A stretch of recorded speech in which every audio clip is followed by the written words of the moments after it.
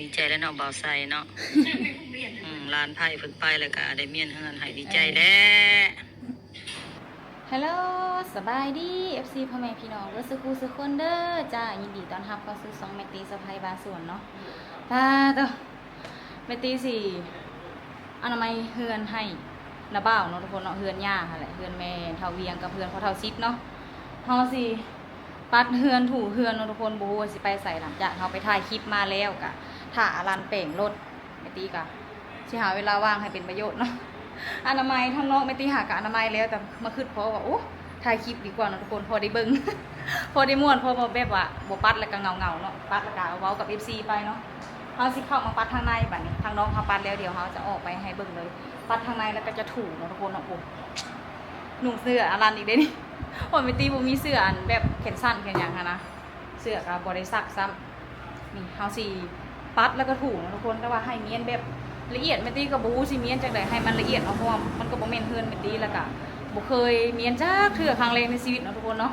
สิมาปัดกวาดอนามัยเฮือนให้นะบ่าวเนาะพอทุกคนก็อยู่กับผู้ชายเนาะก็ซักผู้ชายนั่นแหละเนาะทุกคนเอาก็เลยถือโอกาสใช้เวลาว่างให้เป็นประโยชน์เนาะปัดเฮือนสิถูเฮือนให้เนาะทุกคนเนาะทางโน้นหน้าบ้านเขาได้ปัดไปตรงไปโตปัดกวาดอีหยังขี้ดินขี้หญ้าอีหยังออกไปใส่ถังที่เหงื่อแล้วเรียบร้อยเนาะเดี๋ยวจะพาไปเบิ่งทางหน้าเนาะอันนี้เป็นด้านในเนาะเดี๋ยวจะหน่อยค่ะสิเข้ามาปัดแล้วก็ถูไปเบิ่งทางหน้าเลยบนที่แมตตี้ปัดแล้วเรียบร้อยเนาะปัดขี้ฝุ่นค่ะเลยเนาะทุกคนเนาะขี้ฝุ่นกับใบตองพอสุพรรณยู่น่ะคุณนึงกับไปกะคุณนึงกับเฮ็ดเวียกส่งแจวให้ลูกค้าเนาะก็เลยบ่มีไผอนามัยความสะอาดอันนี้แม่นแมตตี้ได้ปัดแล้วเรียบร้อยเนาะแถวพื้นอันนี้มันจะมีใบตองมีขี้ดินแมตตี้ปัดแล้วแต่แถวนี้แมตตี้อาจจะบ่ได้ถูเพราะว่ามันกับฝุ่นหลายมันต้องได้เมียนแบบใช้เวลาแบบเบิดมืออยู่กับมันเนาะแต่ว่าไปตีขอไปบ้านไปตีขอปัดได้ไปตองเนาะทุกคนเนาะไปตองแล้วก็พวกขี้ดินอีหยังค่ะแหละเนาะเด็กไปตีอนามัยแล้วเรียบร้อยบนนี้เด็กสะอาดแล้วจ้าเพราะว่ามันมักมีใบตองใบไม้ที่มันอีหยังเกาะต้นไม้เพิ่นหนะต้นไม้ที่เพิ่นปลูกนะมันล่นไส้เนาะตีกระปัดให้เนาะปัดขี้ดินสิ่งทุกอย่างนะเพิ่นว่าโอ้เพื่อนพี่จากเป็ดเนาะว่าซั่นพอเป็ดจังไดหัวจนหย่องทุกคนเหือกับป้าบูเนี่ยเฮ็ดเอาไปนี่แหละเนาะทุกคนเนาะพอได้คลิปวันแม่นว่าเฮ็ดเนาะจากได้คลิปเลยทุกคนพอแม่ตีเฮ็ดไปแล้วครึ่งนึงเนาะก็มาคือพอว่าเอ้าถ่ายคลิปเป็นยังเราพอได้เบิ่งพอบ่เหงาไปพอได้ว่าเว้ากับ FC ในอันคลิปเนาะทางขี้เหงื่อก็เกือบเต็มตัดแล้วเรียบร้อยค่ะทางขี้เหงื่อก็สิเต็มแล้วเนาะป้าเท่าไหร่เนาะชายหลานนี่เท่าไหร่ค่ะปัดเทือนนี่เต็มทางไม่ยังเต็มทางนะเต็มทางรถจักรวันนี้ขี่รถจักรมาแล้วขี่รถใหญ่มาป้าตอนนี้ร้านกาติดเบียร์เดินทางบู๊ได้ร้อยหรือบ่เนาะตอนนี้ติดไปแล้วน้องบูเนาะติดได้แล้วอากาศคึ้มคือฝนที่ตกเนาะร้อยแล้วป่ะนี่สุดยอดเลยคู่ง่ายแท้คู่ไวแท้แป๊บเดียวนึงร้านแกเสือกว่าอยากเข้าไปถ่ายเนาะเพราะว่ายังติดเหลืองป้าทุกคนไปลุยเวียกเขาโตดีกว่าผู้ขังขี้เหงื่อคนนี้จำเป็นมีแต่ขี้เหงื่อโอ้อันนี้ก็แม่นเขาได้ปัดเนาะทุกคนเนาะอันนี้หาตอนเพิ่นเฮ็ดแก้วไม่เพิ่นกำลังเฮ่อเนาะทุกคนเนาะเพิ่นก็เอียงก็เฮ็ดโซนตั้งโซนนั่นโซนนี่เนาะบัดหลังจากเพิ่นเมื่อยแล้วเนาะเท่าเลยขี้ค้านเด้อบัดนี้เพิ่นรู้สิอนามัยจังได๋กะย่าเนาะทุกคนตีปัดแล้วเรียบร้อยปัดอย่างนี้อันนี้หาเฮาสิบ่ได้ถูเนาะอันนี้เป็นกะโลเนาะมันจะสิถูจังได๋บ่แหละบ่ถูแล้วแต่ตีสิอนามัยทางในเฮือนซะเนาะทุกคนเนาะง่ายกว่าเพราะว่ามันบ่มีต้นไม้ต้นตอกมันบ่ได้เปื้อนอีหยังหลายเฮามีแต่สิปัดอันนี้ปัดขี้เหงื่อในนี่ก็สิถูคือเนาะทุกคนเนาะโอเค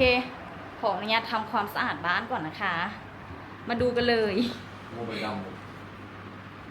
เยอะพร้อมค่ะไปสะพานนะฮะไปสะพานไปใส่ไปบนก็จะไปอ้าวคุณว่าสิถูเพื่อนไหนรันอยากพาเขาไปถ่ายคลิปเนาะทุกคนเนาะไปถ่ายคลิปบนหนึ่งเป็นสถานที่ท่องเที่ยวแต่ว่าดีสิตั้งใจแบบเฮ็ดแบบให้มันแล้วนะทุกคนไอ้ตีสิตั้งใจปัดให้มันแล้วนะทุกคนปัดแล้วก็ถูโอเคเดี๋ยวเขาแล้วจากนี้เขาก็สิพากันไปถ่ายคลิปต่อให้ทุกคนได้เบิ้งบรรยากาศในอันก็แถวปักสั้นเนาะทุกคนเนาะบุหัวอารันสิพาไปใส่ แต่มันเป็นสถานที่ท่องเที่ยวเนาะทุกคนตอนนี้เมตตี้สิขออนุญาตถูบ้านปัดเฮือนก่อนนะคะพี่น้องไปกันเลย ปัดเนื้อผักเปิดพัดลม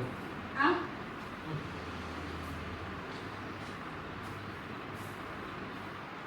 โยโยหมวนเสย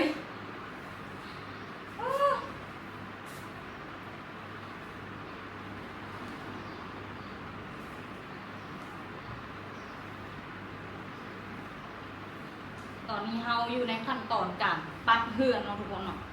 ปัดแล้วสิทูค่ะพี่น้องเอาประมาณแบบว่าได้ซ้ำใดก็เอาเนาะทุกคนเนาะพอมิตีก็มีทางไปต่อมิตีก็อยากถ่ายคลิปหลายๆสดหลายๆมุมเนาะทุกคนเนาะอ่ะขออนุญาตปัดเฮือนก่อนนะพี่น้อง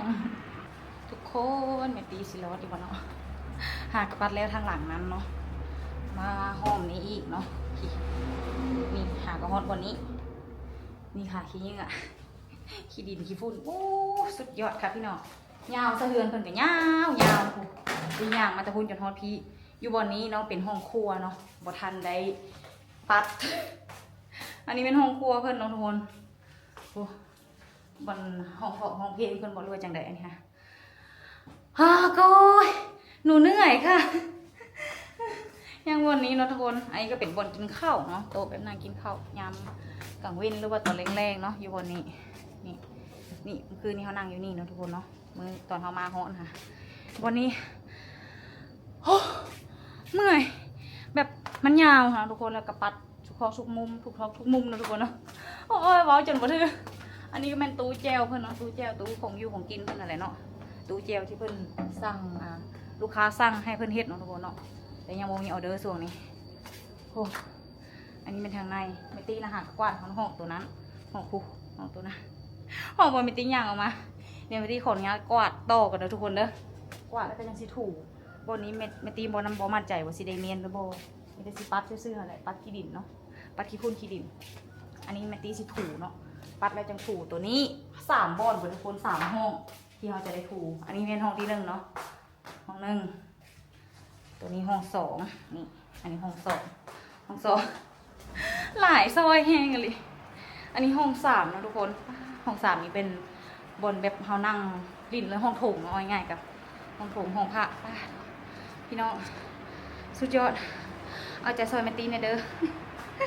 ไปกันต่อค่ะพี่น้องเดี๋ยวขออนุญาตปัดแล้วก็สีฟ้าถูทุกคนเพราะว่าเราสิมีไปถ่ายคลิปต่ออีกบนอื่นเนาะทุกคนเนาะอันนี้เป็นคลิปที่เราอนามัยเฮือนไว้ให้น้าบ่าวเนาะในรายการโดนมาเถื่อ โอเคทุกพี่น้องสู้ๆค่ะบอกตัวเอง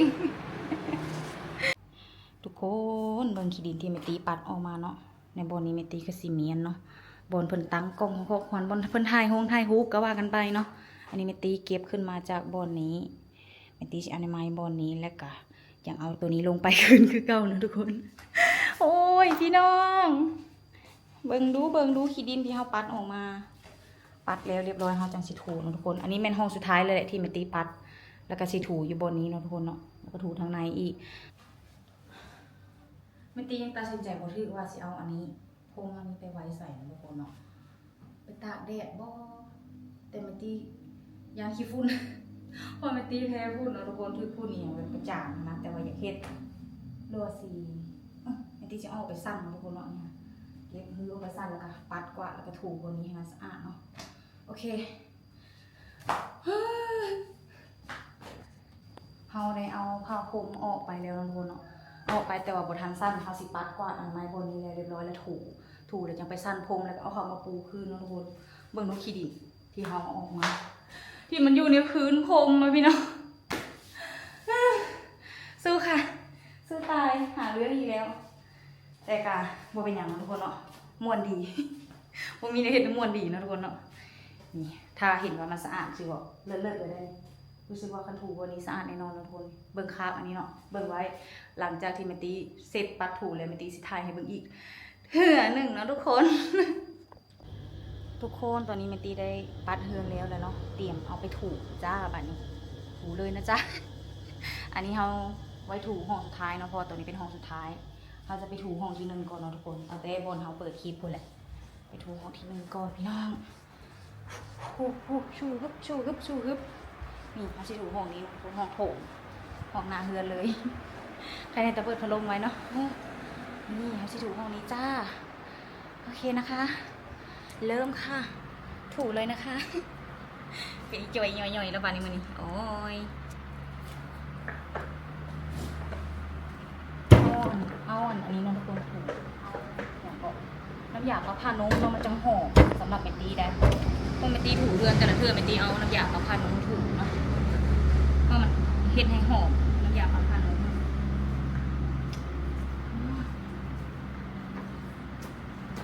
ไปกันเถอะไม่รอนะ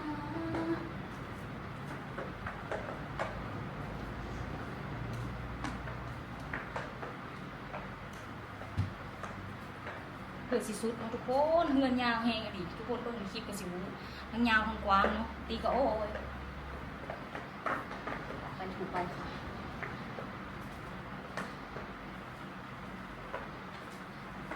ถูพอแบบให้มันเอี้ยงให้มันใส่ทุกคนเนาะถูไปเรื่อยๆ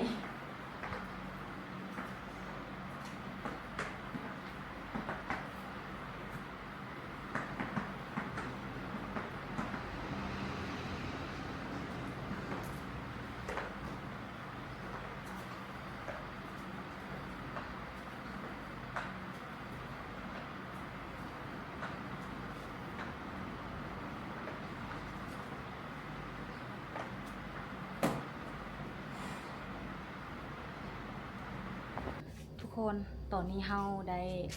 ถูเฮือนแล้วเรียบร้อยแล้วเนาะเบิ่งเสื้อเหื่อจนแบบป้าเหื่อจนเปียกพี่น้องเดี๋ยวจังหน่อยเฮาสิถ่ายเฮือนแห้งเนาะทุกคนให้ถ่ายพื้นแห้งเฮาจังสิเอาผ้าห่มนี้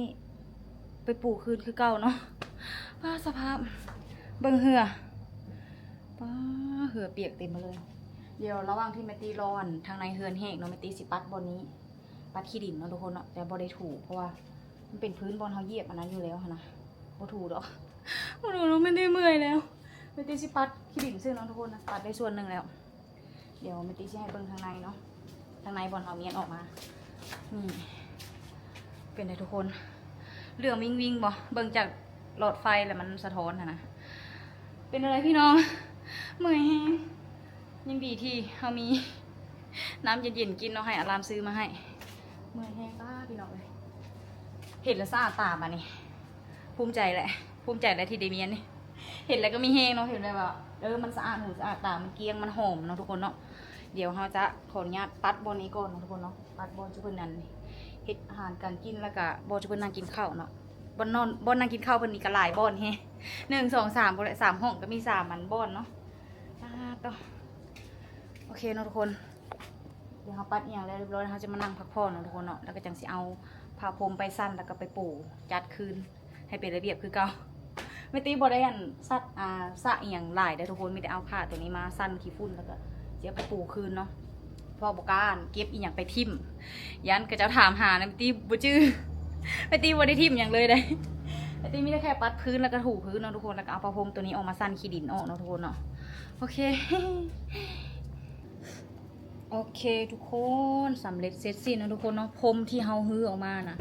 น้าบ่าวว่าบ่ปลูกก็ได้เพราะตอนนั้นเพิ่นปลูกตั้งแต่วันเกิดเพิ่นก็บ่ได้มีไผฮื้อแล้วก็บ่ฮื้อบ่เสร็จบ่หยัง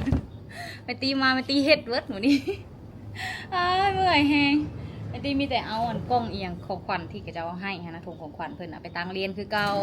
แล้วก็พวกพรมนี่แม่ตีสีสั้นขี้ฝุ่นให้มันคักๆแล้วเฮาอย่างซีนพับไว้ให้เพิ่นเนาะบางเทื่อเพิ่นอยากไซส์ก็ให้เพิ่นจับออกไปไซส์ไปปลูกคืนแต่ว่าตอนนี้เฮาถามเพิ่นแล้วว่าเพิ่นว่าบ่ปลูกก็อย่าไม่ดีสิขออนุญาตไปอาบน้ำเนาะบ่ไหวแห้งนั่งเสื้อเมื่อยจักหน่อยอีกหน่อยนึงก่อน ขอ1 วิ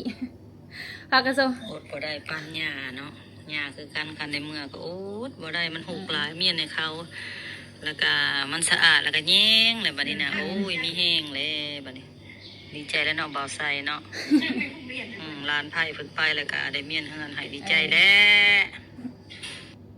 ส่งลงกลุ่มเนาะว่าหาเงินค่าน้ำมันรถเมื่อลงเห็นเด้อว่าเมียนเฮือนถูเฮือนให้ไฟนอจิตใจดีเอาให้ว่าซะได้ส่งลงกลุ่มครอบครัวนี่นะทุกคนเนาะครอบครัวย่าเนาะผมมาตีเฮ็ดโลดเฮ็ดแล้วก็ส่งมาให้ทุกเพิ่นเบิ่งเนาะเลื่อมคักปันหยังบอกว่าลืมถ่ายตอนบ่ทันได้เมียนกับตอนเมียนแล้วเนาะ ป้ามีแฮงทุกคนเบิ่งแล้วก็สะอาดหูสะอาดตาหอมกุ้นๆเลยนะน้ำบ่าวย่างออกมากับป้าหอมขนาดเพิ่นอะไรจ้าเพิ่นว่าอันให้แม่ตีอาบน้ำแล้วเพิ่นสิพาไปเลาะถ่ายคลิปเนาะทุกคนเนาะสิเป็นคลิปใหม่เนาะอันนี้มันคลิปเมียนเฮือนเมื่อยดินั่งจักหน่อยก่อนเนาะทุกคนจักหน่อยสิไปหาอาบน้ำเนาะแม่ย่ามากะเนาะคราวตะกี้เพิ่นมาเพิ่นก็เมียนให้ถูให้บัดนี้เจอแม่ตีบัดนี้ซ้ำกันแบบเห็นอีหยังที่มันหกๆแล้วเฮาอยากเมียนหานะเนมอยู่มันก็คัดในตานี่นะจะมันเป็นอะไรเนาะมันเป็นน้ำความแบบกันมันดุบ่มันก็บ่ได้ดุเด้อทุกคนเลยเฮ็ดไปเฮ็ดมาแบบทำอิฐน่ะทำอิฐแม่ตีบ่ได้คิดว่าสิได้ถูเนาะทุกคนแม่ตีว่าสิบ่ถูสิบ่ปัดทางในหั่นนะสิปัดแต่หน้าบ้านปัดใบตองปัดขี้ดินแล้วก็เอาไปเอามาคิดไปคิดมาแล้วบัดนี้ปัดทางในซะปัดทำอีกก็ปัดแล้วสิบ่ถูที่แรกนะแล้วปัดไปปัดมาถูซะว่าซั่นโอ้ยสุดท้ายก็โอเคเนาะทุกคนเก่งสุดยอดแหละย้อมตัวเองซะมื้อนี้เมื่อยเด้เพื่อเปียกเป๊ะๆเนาะจังหน่อยจะไปหาอาบน้ำเดี๋ยวเขาจะพาไปเบิ่งบ่อนั้นอันนั้นเพิ่นปูพรมเนาะทุกคนเนาะเพิ่นบอกว่าบ่ให้เอาเข้าไปแล้วเนาะเขาถามเพิ่นได้เขาถามเพิ่นก่อนฮะ เขาคาราโอเกะบ่ได้แล้วล่ะ ยังอันนี้แม่นนั่นเพิ่นเนาะทุกคนเนาะบนเพิ่นถ่ายรูปเอาง่ายๆกะอันนี้ค่ะบนที่เขาเอาพรมออกนั่นแหละอันนี้กล้องของขวัญที่เพิ่นตั้งไว้ในพรมตอนนั้นเนาะตีเก็บออกแล้วเหลือแต่กล้องของขวัญซะอะตั้งไว้นี่คืนเด้อ แล้วว่าก็หากระตื่นนอนแล้วก็ยากขึ้นเนาะมาเขาก็เฮ็ดให้ซะเบาไส้กะหากระตื่นเบาซ่ากะไปเฮ็ดการแล้วเนาะอารันกะไปล้างรถเนาะเพิ่นเซ็กรถเซ็กอย่างแล้วเลยเด้อพี่น้องมีแต่เตรียมออกเดินทางมื้ออื่นเนาะ